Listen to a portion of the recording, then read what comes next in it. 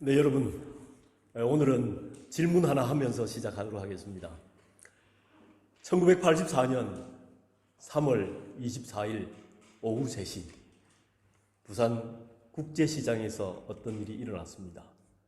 아주 중요한 일이 일어났는데요. 무엇이겠습니까?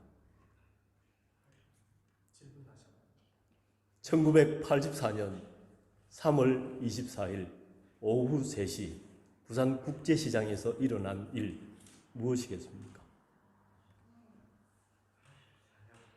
네? 네, 그날은 다름이 아니라 저와 제 아내가 처음으로 데이트한 날입니다. 아주 중요한 날이죠.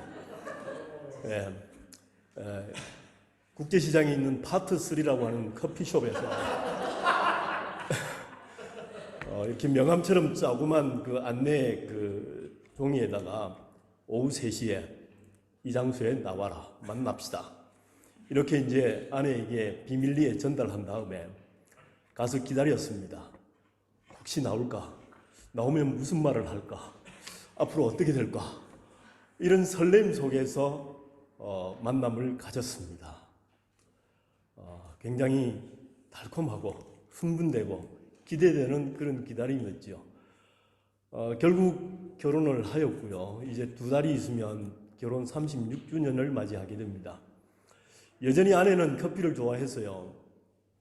아침에 일어나면 반드시 해야 되는 것이 뭐냐 그러면 커피 머신에 버튼을 눌러서 파워를 켜고요.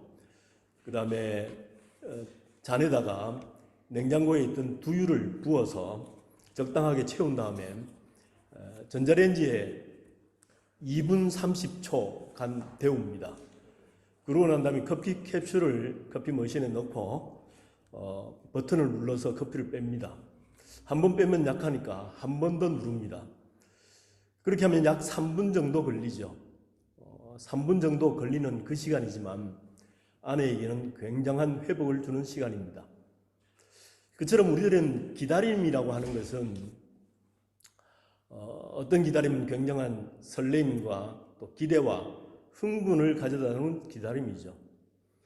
그러나 항상 그 기다림이 그렇게 즐거운 것만 있는 것은 아니죠.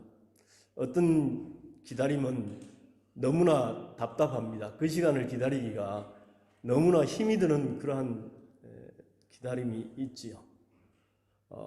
정말 어찌 내가 가진 이 병은 나을 듯 하면서도 낫지 않는가. 그런 기다림은 정말 괴롭습니다. 아무리 이야기하고 아무리 노력을 하고 아무리 기도를 하더라도 변치 않는 저 남편의 모습은 너무나 괴롭습니다. 그렇죠? 변치 않는 아내, 아무리 기도하고 도와주려고 해도 방황을 그치지 않는 자녀들의 모습. 그것은 정말 너무나 오랜 기다림입니다. 그 기다림의 문제는 우리들 뿐만 아니라 성경에서도, 성경에 등장하는 인물 중에서도 많이 나오지요. 아브라함에게는 하나님께서 이 땅을 주겠고 너에게 자식을 주겠다 라고 약속을 하신 것이 75세 때였습니다. 그러나 그가 정작 아들을 가진 것은 100세, 25년을 기다려야만 했습니다. 모세는 어떻습니까? 40세가 되던 때에 광야에 도망을 갔습니다. 그런데 거기서 정말 기약 없이 있다가 40년이 지나서 80세가 되었을 때 하나님의 부르심을 받았습니다. 아브라함도 결국 기다렸고 모세도 결국 80대에 하나님의 부르심을 받아서 우리는 정말 잘 해결됐다 그렇게 생각하기가 쉽지만 우리 스스로가 아브라함과 모세의 입장이 되어본다 그러면 그 시간은 정말 견디기 힘들 겁니다. 견디기 힘들 뿐만 아니라 정말 고통스럽습니다. 그런데 그러한 기다림의 문제가 우리 일생 중에 얼마나 많이 나옵니까? 아무리 생각해도 하나님께서 분명히 해주셔야 하는데 그렇게 기도하고 노력하고 간절히 원하는데 왜 하나님은 응답하시지 않을까? 처음에는 불평도 했다가 그 다음에 분노에 빠졌다가 더 나가면 절망까지 하게 되는 그러한 상황들, 그런 기다림의 순간들을 우리가 얼마나 자주 만나게 됩니까? 오늘 본문은 하박국입니다. 하박국도 마찬가지로 정말 이해되지 않는 상황 속에서 하나님의 기다림을 기다렸습니다. 그 역사적인 배경을 우리가 잠깐 한번 살펴보자면 하박국이 활동하던 시대는 기원전 600년, 그보다도 약 한 120여 년 전에 북이스라엘과 남유다는 같이 존재를 하다가 북이스라엘은 아수르라고 하는 나라의 멸망을 이미 100여 년 전에 했습니다. 그리고 하박국이 살던 이 시대에는 아수르도 이제 멸망하게 되고 바벨론이라고 하는 나라가 세력을 키워오던, 그래서 남유다마저도 이제 절대절명의 위기에 처해 있는 그런 상황 속에서 하박국은 활동을 했습니다. 그런데 하박국이 볼 때에 자기 나라에 너무나 죄악이 성행하고 폭력이 난무하며 정직한 것을 찾아볼 수 없는 안타까운 상황을 맞이하게 되지요. 하박국의 외침을 한번 보십시다. 우리 하박국서 1장 2절입니다. 보면 우리 같이 한번 읽어볼까요? 시작. 여호와여, 내가 부르짖어도 주께서 듣지 아니하시니 어느 때까지이리까? 내가 강포로 말미암아 외쳐도 주께서 구원하지 아니하시나이다. 강포, 폭력, 바이올런스가 있다는 이야기죠. 그런 상황 속에서 하박국은 하나님 앞에 부르짖습니다. 외칩니다. 그러나 하나님의 응답은 요원한 것 같습니다. 전혀 변화가 없는 것이죠. 3절도 같이 한번 읽어보겠습니다. 어찌하여 내게 죄악을 보게 하시며 패역을 눈으로 보게 하시나이까? 겁탈과 강포가 내 앞에 있고 변론과 분쟁이 일어났나이다. 죄악, 패역, 겁탈, 강포, 변론, 분쟁이 사방에 만연해 있습니다. 왜 이런 일이 일어나는지 이해가 되지 않는 겁니다. 4절 같이 읽겠습니다. 이러므로 율법이 해이하고 정의가 전혀 시행되지 못하오니 이는 악인이 의인을 애워쌌으므로 정의가 굳게 행하여 짐이니이다. 율법이 해이졌습니다. 하나님의 말씀이 사라졌습니다. 하나님의 말씀이 흐지부지 된 것처럼 사람들은 여깁니다. 정의라고는 전혀 없습니다. 이런 상황 속에서 하박국은 하나님 앞에 외칩니다. 왜 이것을 보고만 계십니까? 우리 민족을 구원해 주셔야만 할 것 아닙니까? 외치지요. 그러나 하나님은 어떻게 하십니까? 하나님이 응답하십니다. 1장 6절을 보면 하나님께서 내가 갈대아 사람을 일으켰다. 갈대아 사람이라고 하는 것은 바벨론을 이야기합니다. 바벨론이라고 하는 나라를 내가 세워서 그 바벨론으로 향해서 너희들을 심판하도록 하겠다라고 하시는 것이죠. 하나님께서 응답하신 겁니다. 그런데 하박국에는 더 큰 문제가 생겼습니다. 그것은 뭐냐 그러면 하나님, 우리 민족이, 우리나라가 하나님 앞에 죄악을 범한 것 압니다. 그러나 우리 민족을 벌하시면서 왜 우리 민족보다도 더 악한 바벨론을 들어서 우리 민족을 벌하려 하십니까? 이게 하박국의 두 번째 질문이었습니다. 그러면서 하박국은 이야기를 합니다. 악인이 자기보다 의로운 사람을 삼키는데도 잠잠하십니까? 악인은 바벨론입니다. 그보다도 더 의로운 사람은 자기 민족을 이야기하는 겁니다. 바벨론이 그렇게 하는데도 하나님은 왜 잠잠하십니까? 하는 겁니다. 그리고 오늘의 본문 2장 1절을 맞이하게 됩니다. 같이 한번 읽어보겠습니다. 2장 1절 시작. 내가 내 파수하는 곳에 서며 성루에 서리라. 그가 내게 무엇이라 말씀하실는지 기다리고 바라보며 나의 질문에 대하여 어떻게 대답하실는지 보리라 하였더니, 하박국은 너무나 답답했습니다.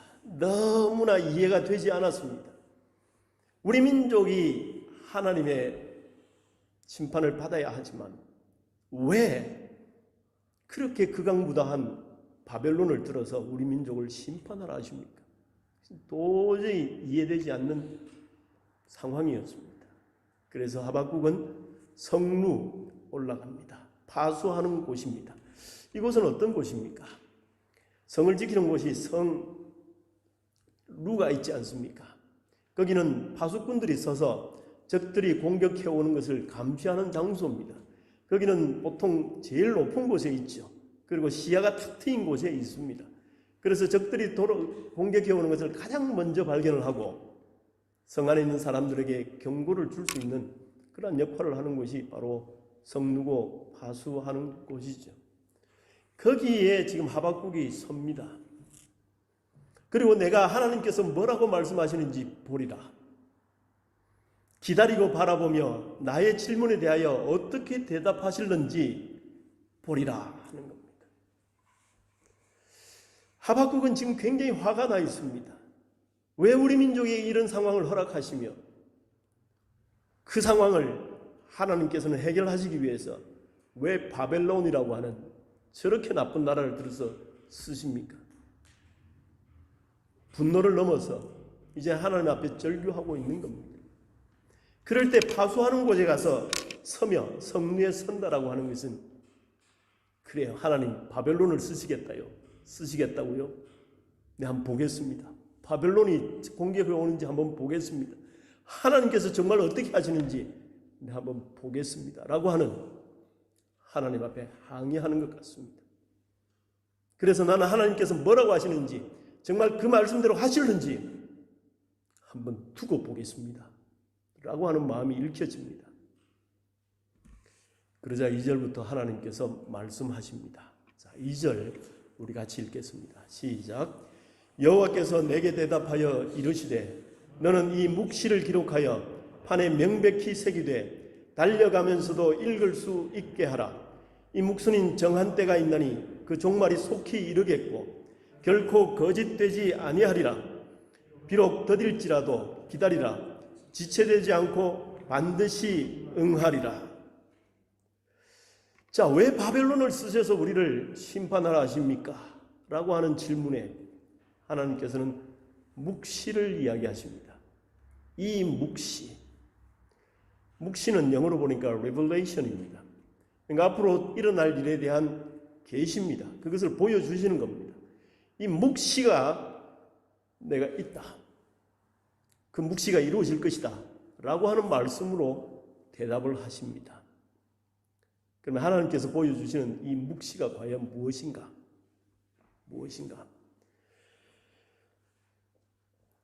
5절부터 계속 나옵니다. 오늘의 본문 뒤에 있는 5절부터 나오는데 거기를 보면 그는 술을 즐기며 거짓되고 교만하며 가만히 있지 아니하고 하면서 그에 대한 이야기를 합니다. 그는 누군가? 바로 바벨론 사람들을 이야기하고 있습니다. 그러면서 5번의 화 있을진저라고 하는 말씀을 하세요. 6절을 보니까 화 있을진저 자기 소유 아닌 것을 모으는 자여 언제까지 이르겠느냐.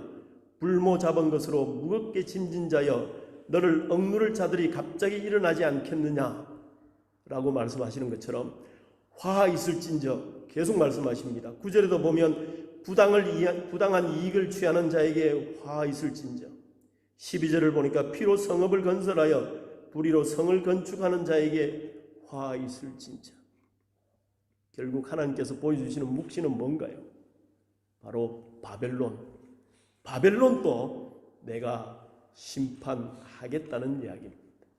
바벨론 너희들에게 화가 있을 것이다 말씀하시는 겁니다. 결국은 지금은 바벨론이 득세해서 지금은 바벨론이 너희를 심판하고 있는 것 같지만 결국은 내가 바벨론도 그 악한 바벨론도 내가 심판할 것이다 라고 하는 말씀인 거죠. 그게 하나님께서 주시는 묵시입니다. 묵시. 자, 우리 한번 다시 보십시다. 3절입니다. 같이 다시 한번 읽어보겠습니다. 3절 시작. 이 묵시는 그 종말이 속히 이르겠고 결코 거짓되지 아니하리라. 비록 더딜지라도 기다리라. 지체되지 않고 반드시 응하리라. 자, 하나님께서 묵시를 말씀하시면서 여기서 어떻게 하라고 이야기를 하는 것 같습니까? 지금 이 구절을 한마디로 요약한다면 뭘 해라라고 하는 것 같습니까? 네. 하나님께서 뭘 하라고 그러십니까? 묵시가 지금 있다. 묵시가 주어진다. 묵시가 있다. 뭘 하라고 그러십니까? 네, 그렇습니다. 기다리라 합니다. 기다리라. 묵시가 반드시 있을 것이니 기다리라. 바벨론이 반드시 멸망할 것이니 기다려라 말씀하시는 거예요. 자, 우리가 이것을 다시 한번 보십시다. 다시 한번 여러분 잘 한번 보시기 바랍니다. 다시 한번 눈으로 보시기 바랍니다. 하나님께서 말씀하시기를 기다려라 그러십니다. 그런데 기다려야 되는 이유가 여기에 있습니다. 왜 기다려라 할까요? 기다려야 하는 이유가 있습니다. 어떤 단어에 주목이 되십니까?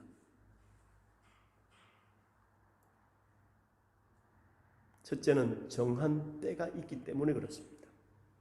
정한 때. 이것은 하나님께서 정한 때입니다. 하나님의 시간이죠. 하나님이 정하신 그 시간이 되면 바벨론이 심판을 받을 것이다. 그러므로 너희는 기다려라 라고 하는 거죠. 자, 두 번째입니다. 두 번째 기다려야 되는 이유가 어디에 있을까요? 다시 한번 살펴보시기 바랍니다. 뭘까요? 예, 그렇죠.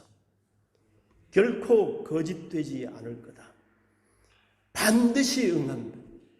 하나님이 정하신 그 시간, 그 정한 때가 되면 이 묵시는 반드시 이루어진다는 거예요. 반드시 응한다는 말씀을 하시는 거예요. 그렇기 때문에 너희들은 어떻게 하라고요? 기다려라.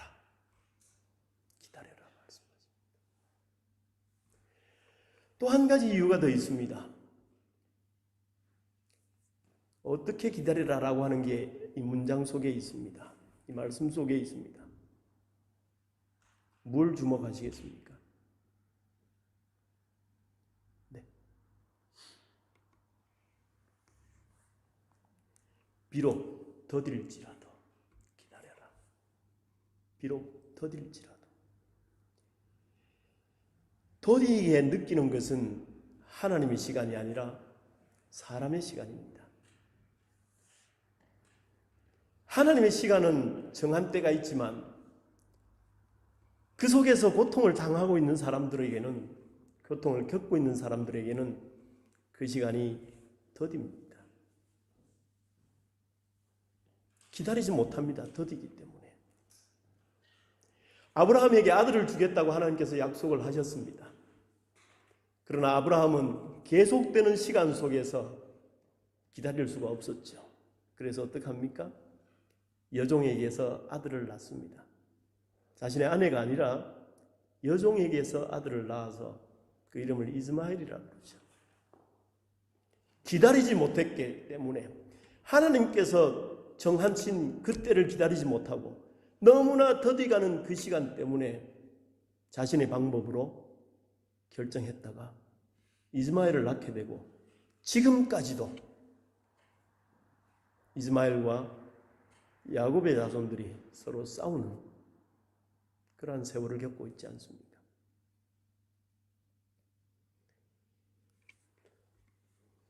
우리 사람들은 하나님 앞에 요구하지요. 기도하지요. 기도하고는 그것이 바로 이루어지기를 하나님 앞에 요구합니다. 바로 응답되기를 요구하지요. 그러나 하나님께서 정하신 때가 되기 전까지는 우리로 하여금 기다리게 하지요. 우리는 고속도로와 같은 길을 원하지만 하나님께서는 고속도로로 가기를 원치 않으시고 샛길로 구부러진 길, 산길로 걷게도 하십니다. 20년도 더 되었네요. 영국에 와서 처음으로 이제 차를 몰고 가족 여행을 떠났습니다. 목적지는 서쪽 끝에 있는 땅끝 마을이었습니다. 여러분 어딘지 아시죠? 거기를 가려면 M4를 타고 가서 M5로 갈아타고 가면 제일 빠릅니다. 그런데 중간에 저희 가족이 들리고 싶어 하는 곳이 있었기 때문에 거기를 들렀다가, 그때는 내비게이터가 없지 않았습니까? 그래서 지도책을 보고 가는데 지도책을 이렇게 보니까 다시 M4로 갔다가 M5를 타게 되면 또 많이 도는 것 같고, 지도를 보니까 이렇게 바닷가 길로 이렇게 가면 더 빠르고 좋을 것 같더라고요. 그렇게 해서 그 길로 가는 것으로 결정을 했는데 정말 힘들었습니다. 왜냐하면 어떤 길을 가니까 길이 외길이라서 앞에 차가 오니까 뒤로 빼야 되고, 그때 운전도 서투는데 그 길 힘들더라고요. 고생해서 갔습니다. 그런데 너무나 놀라운 것은 고속도로로 갔으면 전혀 보지 못할 너무나 절경들이 펼쳐지더라고요. 영국이 정말 이렇게 아름답구나 하는 걸 느꼈어요. 정말 많은 시간에 걸쳐서 고생하고 갔지만 그는 고속도로를 타고 갔으면 전혀 발견하지 못했던 영국의 구석구석의 아름다운 것을 만끽할 수가 있었던 거지요.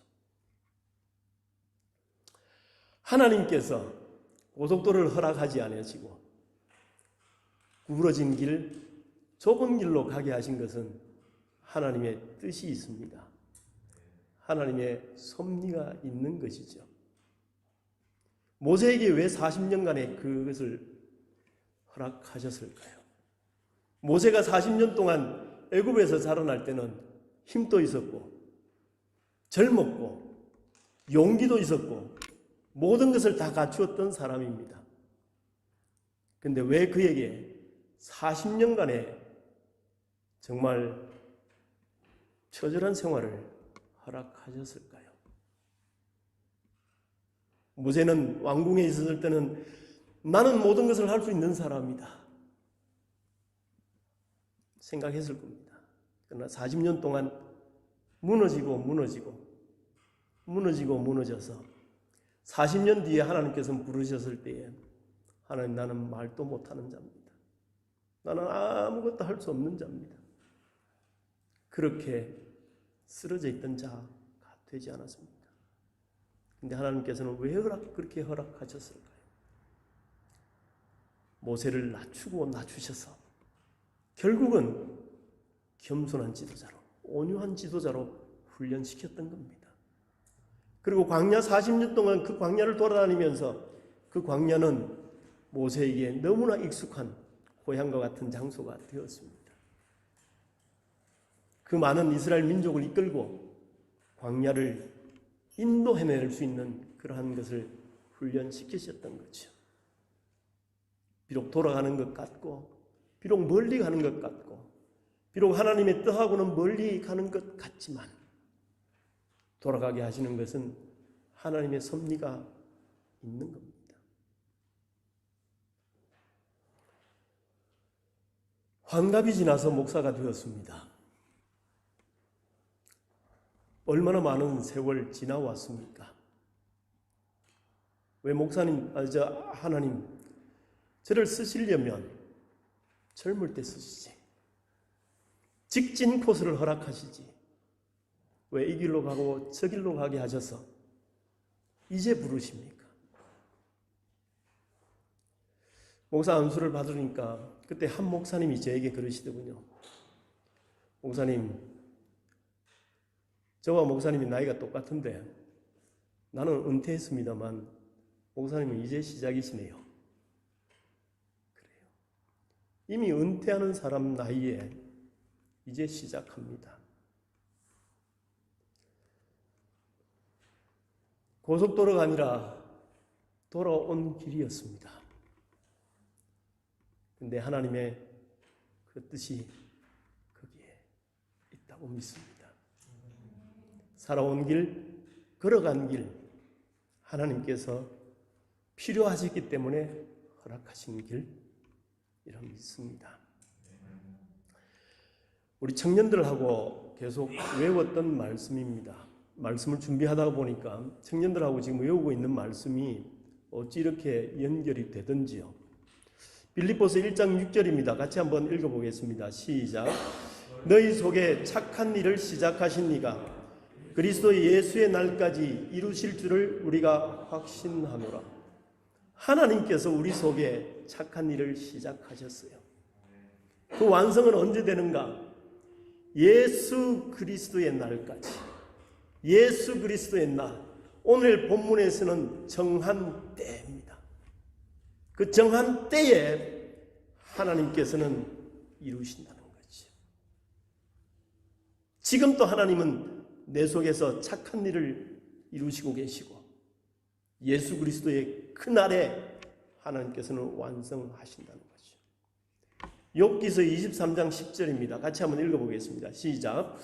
그러나 내가 가는 길을 그가 아시나니 그가 나를 단련하신 후에는 내가 순금같이 되어 나오리라. 아멘. 내가 가는 길, 비록 하나님의 모습이 눈에 보이지 않고 비록 돌아가는 것 같고 비록 시간은 걸리고 아무것도 진전되는 것 같지 않을지라도 내가 가는 길을 하나님께서는 아시고 계십니다. 하나님께서는 저를 또 여러분을 우리를 연단하고 계시는 겁니다. 그래서 나를 단련하신 후에는 내가 순금같이 되어 나오리라. 아멘. 자, 그러면 기다릴 때에 어떻게 기다려야 할 것인가? 두 번째입니다.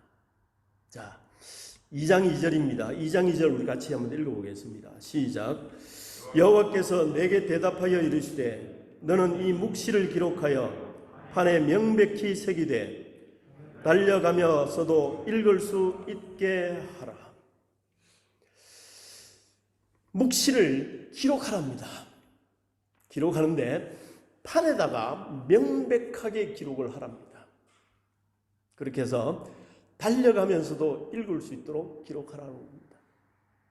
자, 무슨 말씀인가요? 묵시는 명확합니다. 하나님께서 바벨론을 심판하시겠다라고 하는 묵시는 명확합니다. 정확합니다. 그것을 판에 새기라는 겁니다. 새기되 달려가면서도 읽을 수 있도록 크고 확실하게 새기라고 하는 겁니다. 우리 고속도로에 표지판이 있지 않습니까? 달려가다가 작은 글씨로 자세하게 적어놓으면 읽을 수도 없습니다. 그렇지? 쓱 지나가면서 읽을 수 있어야 되는 것은 크고 명확하게 기록을 해야 하는 겁니다. 하나님의 묵시 그렇게 기록하라는 겁니다.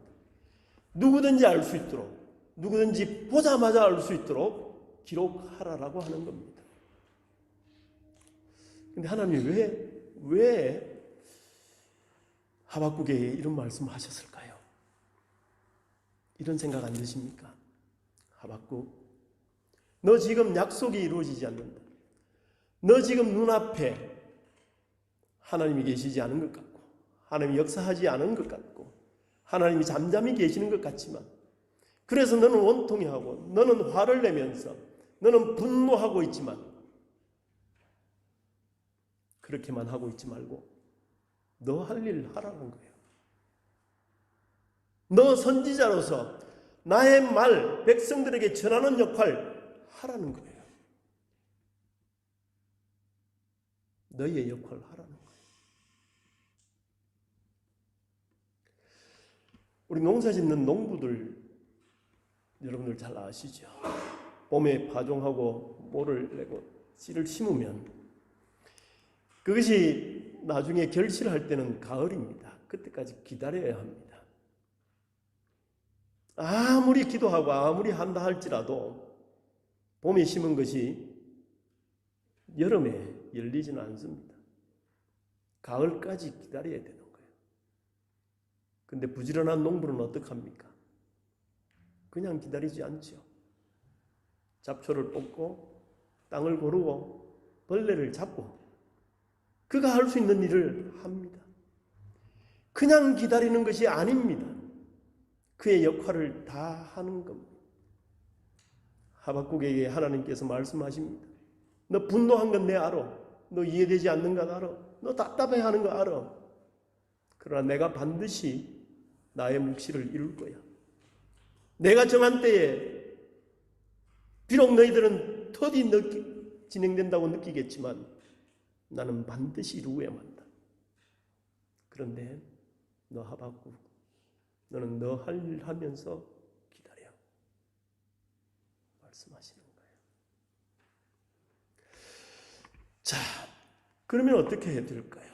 그렇게 기다렸을 때에 하박국은 무엇을 깨달았을까요? 어떤 결과를 하박국은 볼 수 있었을까요? 4절입니다. 4절 같이 읽겠습니다. 시작. 보라, 그의 마음은 교만하며 그 속에서 정직하지 못하나 의인은 그의 믿음으로 말미암아 살리라. 아멘. 보라 말씀하시죠.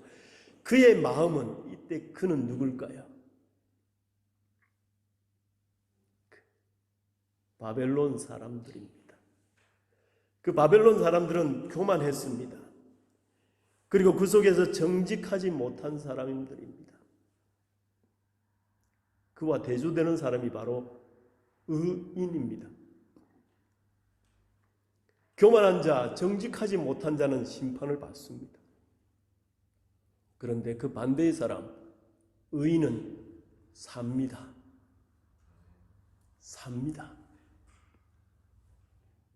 어떻게 살지요? 믿음으로 말미암아 삽니다. 믿음. 무엇을 믿는 믿음일까요? 무엇을 믿는 믿음 때문에 그들은 산다라고 할까요?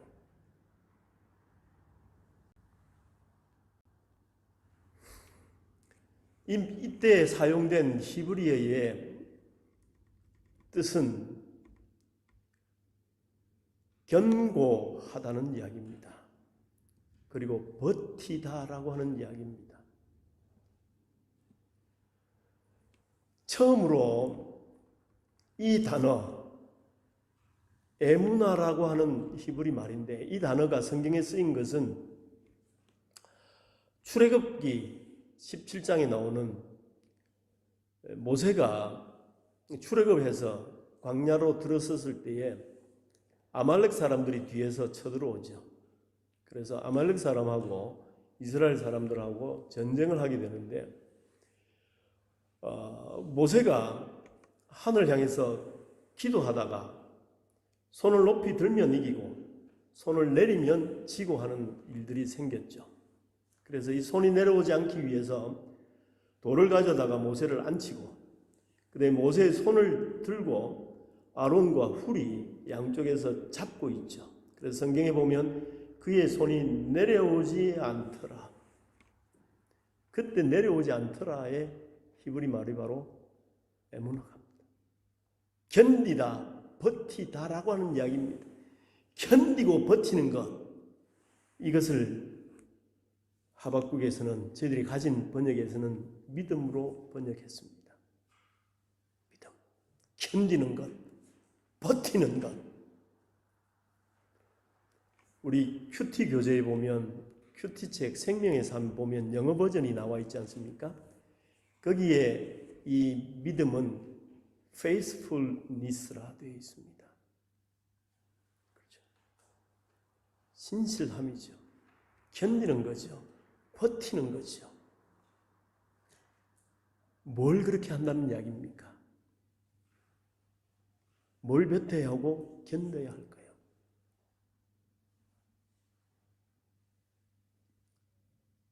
그것은 바로 하나님의 약속을 믿는 것을 버티는 겁니다.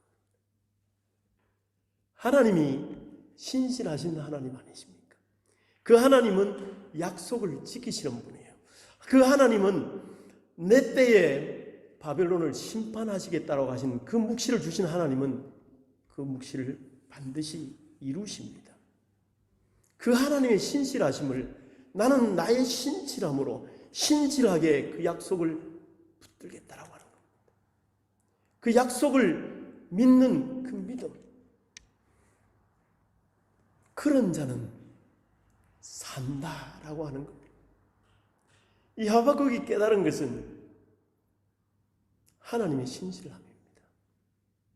약속을 지키시는 하나님, 그 하나님을 발견했기 때문에 하박국은 의인은 믿음으로 말미암아 그 하나님의 신실하심을 붙들고, 그 하나님의 신실하심을 붙들고 끝까지 신뢰하며 견디는 자, 그들이 바로 사는 자라 이야기를 하고 있는 겁니다.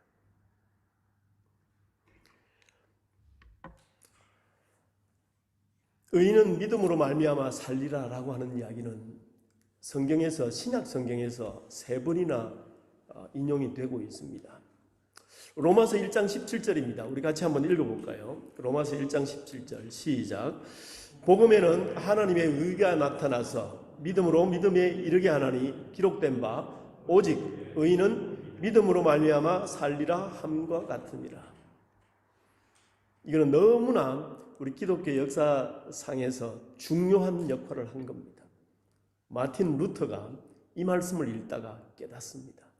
그래서 우리가 구원을 얻는 것은 행위나 구제나 수양에 있지 않고 믿음으로 말미암아 구원을 받는다 깨닫게 되고, 그것이 종교개혁을 일으키는 근거가 되었습니다. 히브리서 10장 38절에도 나옵니다. 우리 같이 한번 읽어보겠습니다. 시작. 오직 나의 의인은 믿음으로 말미암아 살리라. 또한 뒤로 물러가면 내 마음이 저를 기뻐하지 아니하리라 하셨느니라. 이 말씀을 다시 묵상하다 보니까 또한 뒤로 물러가면 하나님이 기뻐하지 않는다. 견디지 못하고 붙들지 못하고 신뢰하지 못하고 포기하고 뒤로 돌아가게 하는 것, 그건 바로 믿음을 잃는 것입니다. 그럴 때 하나님은 기뻐하지 않습니다. 갈라디아서 3장 11절 12절입니다. 시작. 또 하나님 앞에서 아무나 율법으로 말미암아 의롭게 되지 못할 것이 분명하니 이는 의인이 믿음으로 말미암아 살리라 하였음이니라. 아멘. 의인은 믿음으로 말미암아 삽니다.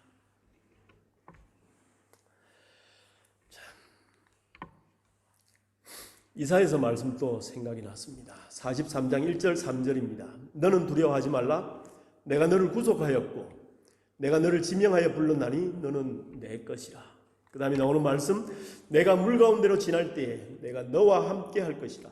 강을 건널 때에 물이 너를 침몰하지 못할 것이며 내가 불 가운데로 지날 때에 타지도 아니할 것이요 불꽃이 너를 사르지도 못하리니. 대저 나는 여호와 내 하나님이라.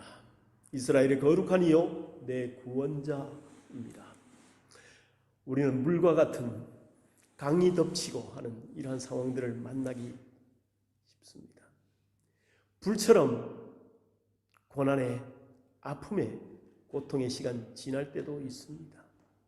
그러나 그 속에서 내가 안전할 수 있는 것은 바로 하나님이 나의 하나님이시기 때문입니다. 이스라엘의 거룩한 이요 내 구원자이시기 때문입니다. 그가 함께 하심으로 우리는 물 가운데서도 불 가운데서도 안전할 수가 있는 것이요. 욥기서 19장 25절입니다. 같이 한번 읽어보겠습니다. 시작. 내가 알기에는 나의 대속자가 살아계시니 마침내 그가 땅 위에 서실 것이라. 우리 지난번에 말씀 나누었던 말씀이죠. 나의 대속자, 나의 구원자. 욥은 느꼈습니다. 하나님은 저 멀리 계신 것 같고 내가 당하는 이 고통은 끝도 없이 계속된다. 너무 아프다. 고통 속에 있다. 그러나 욥은 외치지요. 그 고난과 환난 속에서 욥은 외칩니다. 나의 대속자가 사라진 것이 아니라, 멀리 가신 것이 아니라, 없어진 것이 아니라 살아계신다고 고백합니다.